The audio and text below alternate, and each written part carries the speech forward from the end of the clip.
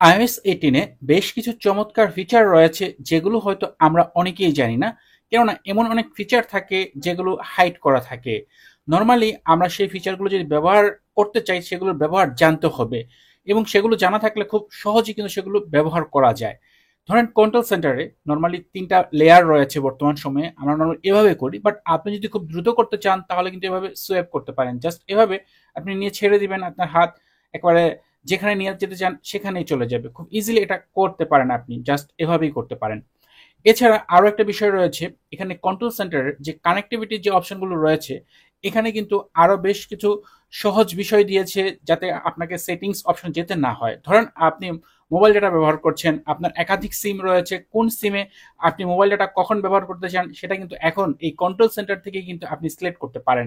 বা আপনার যে ব্লুটুথ কানেক্ট রয়েছে সেটা কখন কোন ডিভাইস দিয়ে আপনি কানেক্ট করতে চান সেটাও কিন্তু করতে পারেন। সেই সাথে ওয়াইফাই কানেক্ট যদি থাকে আপনার, সেটাও কিন্তু আপনি অ্যারোতে ক্লিক করে এখান থেকে অফ বা অন বা ট্রান্সফার করতে পারেন অন্য যে কোনো ওয়াইফাই অ্যাড্রেসে।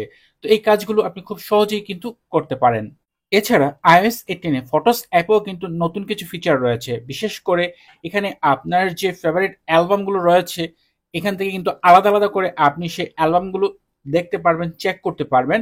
এখানে একাধিক অ্যালবাম থাকলে আপনি কিন্তু ডানে বামে সোয়াইপ করে কিন্তু সেই অ্যালবামগুলোকে কাস্টমাইজ করতে পারবেন।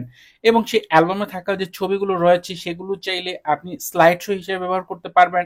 এখান থেকে মিউজিকের সাথে সাথে সেগুলো স্লাইড শো হবে। এবং সেই সাথে আপনি এখান থেকে আপনার যে অ্যালবাম, সেটা ফেভারিট অ্যালবাম হোক, ভিডিও অ্যালবাম হোক, পিকচার অ্যালবাম, মানে আপনি কাস্টমাইজ করতে পারবেন। বিভিন্ন নামে আপনি ফোল্ডার করতে পারবেন, সেই ফোল্ডারগুলো এখানে আলাদা আলাদা করে শো হবে, যেগুলো আপনার ব্যবহার করার ক্ষেত্রে খুব সহজেই কিন্তু আপনি সেগুলো ব্যবহার করতে পারবেন। কেননা আপনি হয়তো চাচ্ছেন কাউকে নির্দিষ্ট একটি ফোল্ডার শো করাতে, সেটাই করাতে পারবেন।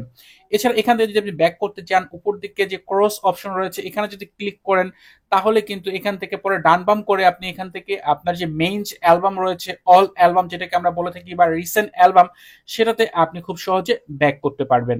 আপনি যদি আইমেসেজ ব্যবহার করেন, সেই ক্ষেত্রে আইমেসেজে যদি এরকম কোনো মেসেজ থাকে যেটা সেন্ড হয় নাই, এরর আসছে, সেই ক্ষেত্রে সেই মেসেজের উপর প্রেস করে ধরে আপনি চাইলে সেই মেসেজটাকে আপনার যে সেলুলার রয়েছে, নর্মালি যে আমরা টেক্সট মেসেজ করি ঠিক সেইম ভাবে সেন্ড করতে পারবেন। অথবা চাইলে আপনি সেটাকে ইমেল হিসেবেও কিন্তু সেন্ড করতে পারবেন। এছাড়া আরো একটা বিষয় রয়েছে ডাউনলোড করার বিষয়ে, সেটা হচ্ছে আপনি এখন থেকে যে কোনো ভিডিও ডাউনলোড করার পর আপনি চাইলে সেটা ডাউনলোড অপশন থেকে কিন্তু সেটাকে আপনি এডিট করতে পারবেন। জাস্ট এভাবে ক্লিক করবেন, এরপর এখানে নিচের দিকে দেখেন ডান পাশে নিচে একটা আইকন রয়েছে যেখান থেকে আপনি সেটাকে এডিট করতে পারবেন। এই জন্য জাস্ট আপনি এটাতে ক্লিক করলে দেখেন এখানে চলে আসছে। এরপর এখান থেকে আপনি সেটাকে কাস্টমাইজ করতে পারবেন, আপনি ভিডিওটা কতটুকু রাখতে চান বা কোথা থেকে কোথায় সম্পূর্ণ এডিট করতে পারবেন। এবং ওকে হয়ে গেলে জাস্ট দেখতে পারবেন আপনার ভিডিওটা এখান থেকে শর্ট হয়ে গেছে, আপনি যতটুকু চাচ্ছিলেন ঠিক সেম ভাবে। তো এরকম আপনি ডাউনলোড করা ভিডিও মানে সেভ না করেও কিন্তু এই কাজটা করতে পারবেন। এছাড়া আপনি যদি নোটস অ্যাপে যান, সেই ক্ষেত্রে নোটস অ্যাপের নতুন একটি ফিচার দিয়েছে অ্যাপেল। এখানে যে অ্যাটাচমেন্ট অপশন রয়েছে এখানে যদি ক্লিক করেন তাহলে দেখেন একটা রেকর্ড অডিও নামে একটি অপশন রয়েছে।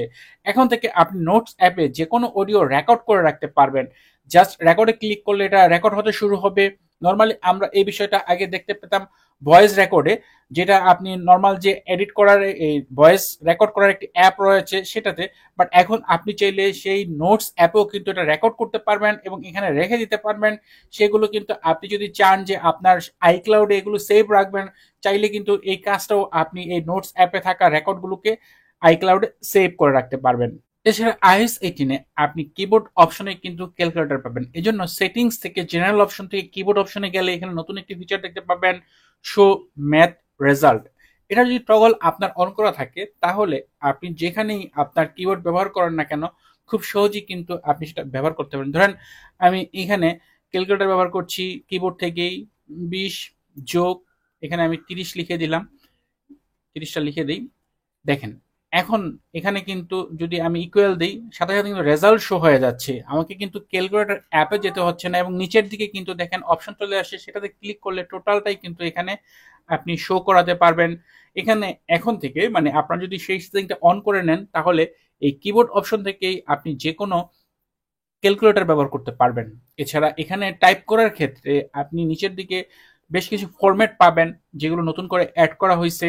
যারা বিভিন্ন নোটস অ্যাপে অনেক তথ্য লিখেন বা অনেক ইমেল বা অনেক কিছু লিখে রাখতে হয় বিভিন্ন ডকুমেন্টস রাখতে হয় তাদের জন্য এখানে বেশ নতুন কয়েকটি ফরম্যাট রয়েছে, টেক্সটের কিছু ফন্ট রয়েছে যেগুলো হয়তো ইউজফুল হতে পারে।